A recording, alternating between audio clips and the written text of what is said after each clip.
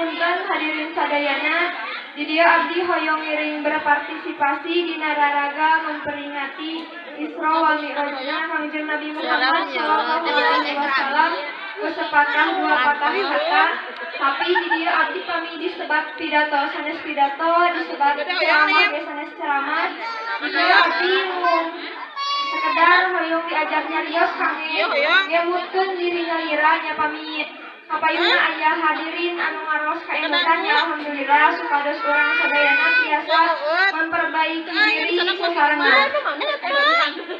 Sareng punten dina waktos ayeuna abdi tiasa ngangge bahasa Sunda madi abdi tiasa ngangge bahasa Sunda anu sae janten ku waktos ayeuna mah bade ngangge bahasa Indonesia heula. Salios pantennya ada sami keneh bahasa urang-urang keneh bahasa Indonesia warga negara Indonesia. Assalamualaikum warahmatullahi wabarakatuh.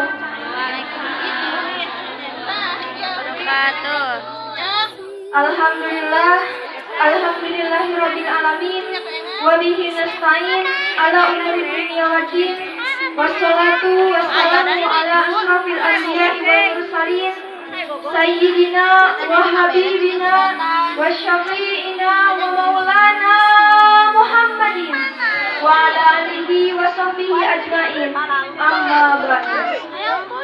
Alhamdulillah, segala puji bagi Allah dan hanya milik Allah.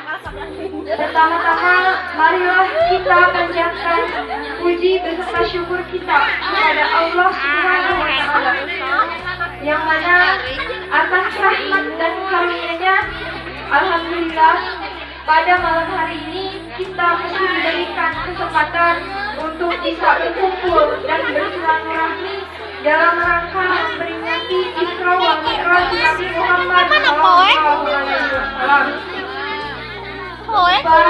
Salawat beserta salam semoga tetap tercurahkan kepada junjungan kita, yakni baginda Nabi mulia, Nabi besar, Nabi Muhammad sallallahu alaihi wasallam. Juga kepada para keluarganya, para sahabatnya, dan mudah-mudahan sampai kepada para pengikutnya. Mudah-mudahan kita termasuk sebaik-baiknya pengikut baginda Nabi Muhammad sallallahu alaihi wasallam yang mudah-mudahan mendapat syafaat darinya. Amin ya Allah ya rabbal alamin. Hadirin hadirat rahimakumullah, telah banyak sekali nikmat yang Allah berikan kepada kita. Nikmat sehat, nikmat panjang umur, dan yang paling besar adalah nikmat iman dan nikmat Islam. Subhanallah. Semoga dengan nikmat iman dan Islam ini dapat menjadikan kita lebih bersemangat untuk terus dan tetap beribadah kepada Allah Subhanahu wa Ta'ala, sehingga kita bisa menjadi hamba-Nya yang benar-benar taat dan bertakwa kepadanya. Amin ya Allah ya rabbal alamin. Hadirin wal hadirat rahimakumullah, saat ini kita telah berada di bulan Rajab, yaitu bulan yang istimewa sekali bagi umat Islam. Qala Rasulullah sallallahu alaihi wasallam, Syahrul Rajab syahrullah, Syahrul Sa'ban syahri, Syahrul Ramadan syahrul umati. Bahwasanya Rasulullah sallallahu alaihi wasallam bersabda, bulan Rajab bulannya Allah, bulan Sa'ban bulanku, dan bulan Ramadan adalah bulan umatku. Syahrul Rajab syahrullah, bulan Rajab bulannya Allah. Maksudnya apa? Jadi di bulan Rajab ini marilah kita bersama-sama menambah dan mempersering istighfar kita kepada Allah, memperbanyak permohonan ampun kita kepada Allah Subhanahu wa Ta'ala. Kemudian yang kedua, Syahrul Sa'ban syahri, bulan Sa'ban bulanku, bulannya baginda Nabi Muhammad sallallahu alaihi wasallam. Kenapa bulan Sa'ban? Yaitu bulan di mana diturunkannya ayat Innallaha wa malaikatahu yusholluna 'alan nabi sallu alaihi wasallimu taslima. Artinya Allah dan para malaikatnya bersalawat kepada Nabi. Wahai orang-orang yang beriman, bersalawatlah kalian dan ucapkanlah salam kepada kepadanya dengan penuh penghormatan. Nah kan Allah dan para malaikatnya saja bersalawat kepada Nabi, apalagi kita selaku umatnya. Kita harus memperbanyak salawat kepada Rasulullah Shallallahu Alaihi Wasallam. Salawatnya ya minimal Allahumma sholli ala Sayyidina Muhammad wa ala alihi Sayyidina Muhammad. Hadirin wal hadirat rahimakumullah. Bulan Rajab ini ada peristiwa yang sangat besar dan penting bagi umat Islam, yaitu peristiwa Isra wal Mi'raj Nabi Muhammad Shallallahu Alaihi Wasallam. Apa itu Isra wal Mi'raj? Isra artinya memperjalankan, yaitu suatu perjalanan di malam hari yang dilakukan oleh Rasulullah Shallallahu Alaihi Wasallam ditemani oleh malaikat Jibril dari Masjidil Haram ke Masjidil Aqsa. Kemudian Mi'raj artinya naik, yaitu naiknya Rasulullah Shallallahu Alaihi Wasallam dari bumi menuju Sidratul Muntaha. Tetapi di zaman Nabi tidak ada yang namanya pesawat, hanya ada kuda sama onta. Jadi Nabi naik ke atas langit naik apa? Naik onta? Bukan ya.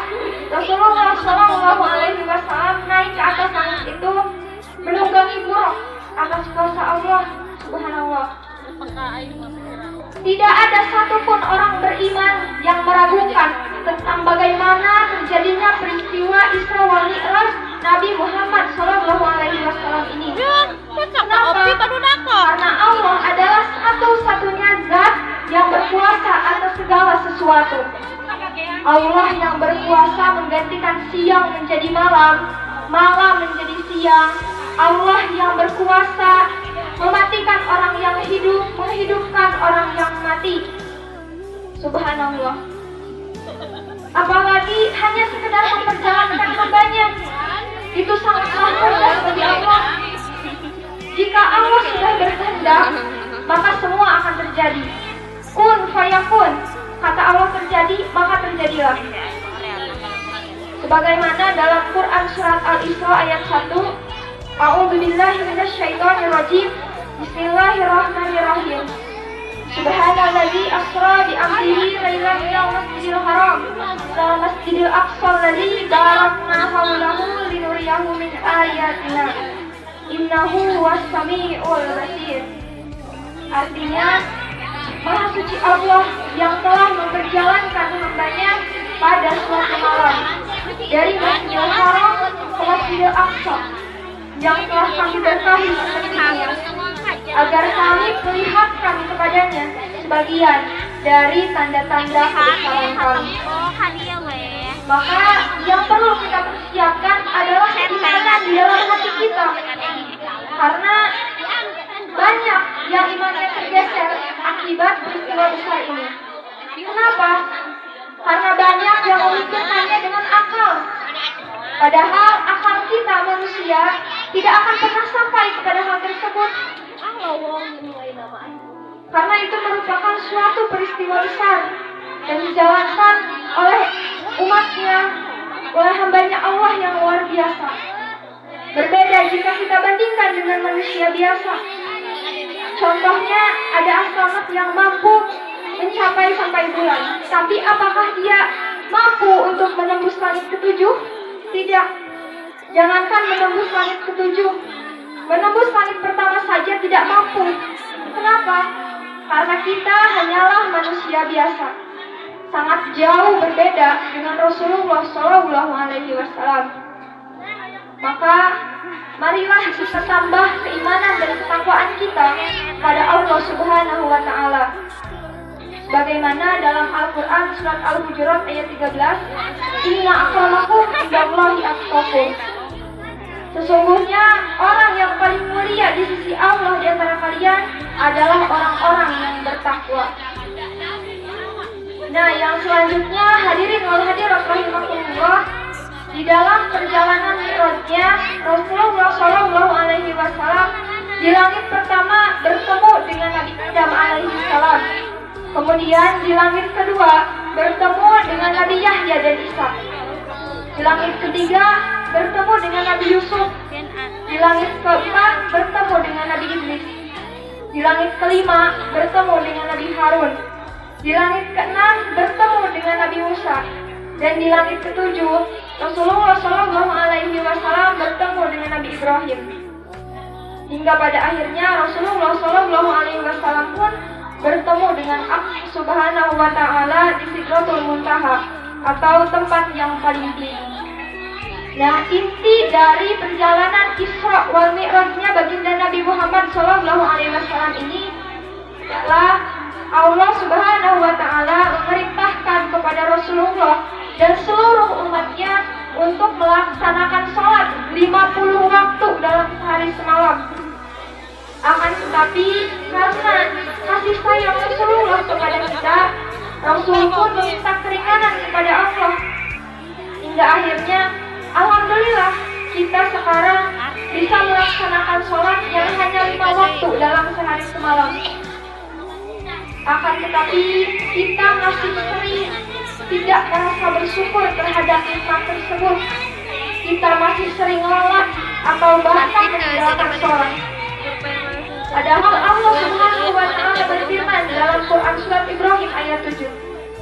La in syakartum la azidannakum wa la in kafartum inna adzabi lasyadid. Sesungguhnya jika kamu mensyukuri nikmatku, niscaya aku akan menambah nikmat kepadamu. Dan jika engkau mengingkari nikmatku, maka sesungguhnya adabku sangatlah berat. Maka marilah kita bersemangat untuk menjalankannya. Karena sholat adalah tiang agama. Bagaimana sabda Rasulullah Shallallahu Alaihi Wasallam, as-sholatu imaduddin, sholat adalah tiang agama. Apabila kita mendirikan tiang itu, maka kita telah mendirikan agama kita. Dan apabila kita merobohkan tiang itu, maka kita telah merobohkan agama kita sendiri.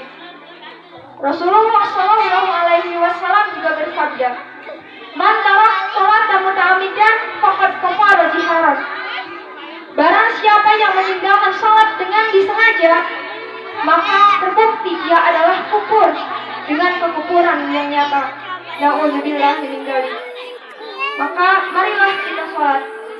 Ajarkan juga kepada anak cucu kita untuk belajar sholat sebelum mereka memasuki usia balik. Dan ketika mereka sudah memasuki usia balik tetapi masih belum mau melaksanakan sholat, pukul saja. Tetapi pukul di sini bukan dalam artian untuk menyakiti, melainkan mengajarkan, mendidik agar mereka terbiasa melaksanakan sholat. Bila mata bertemu mata, akan bertemu cinta manusia. Bila dahi bertemu sajadah, akan bertemu cinta Allah. Insya Allah dengan sholat akan bisa menambah keimanan dan ketakwaan kita kepada Allah Subhanahu Wa Taala. Jika hati sudah merasakan manisnya ibadah dan ikhlas karenanya, maka tidak ada hal lain yang lebih manis dari itu.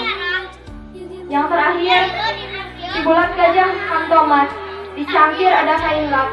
Jika ingin selamat dunia akhirat, jagalah sholat, karena mungkar nakir tak menerima sepeser pun suap. Mungkin hanya itu yang bisa saya sampaikan, kurang lebihnya mohon maaf karena saya masih benar-benar dalam tahap belajar. Semoga Allah mengampuni dosa-dosa kita, semoga Allah panjangkan umur kita, semoga kita bisa menjadi hamba Allah yang beriman dan bertakwa. Semoga kita bisa menjadi umat Rasul yang membanggakan. Semoga kita mendapat syafaat dari Rasulullah Shallallahu Alaihi Wasallam dan bisa berkumpul dengan Rasul di surganya Allah kelak. Amin ya Allah ya Rabbal Alamin. Allahumma dfa'na wal bala wal waba di dunia khususnya di baladina Indonesia. Ya Allah, hindarkan kami dari kekurangan pangan, wabah penyakit dan cobaan hidup di dunia ini, khususnya di negara kami Indonesia. Amin ya Rabbal Alamin.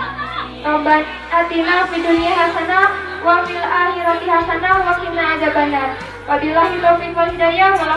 Wassalamualaikum warahmatullahi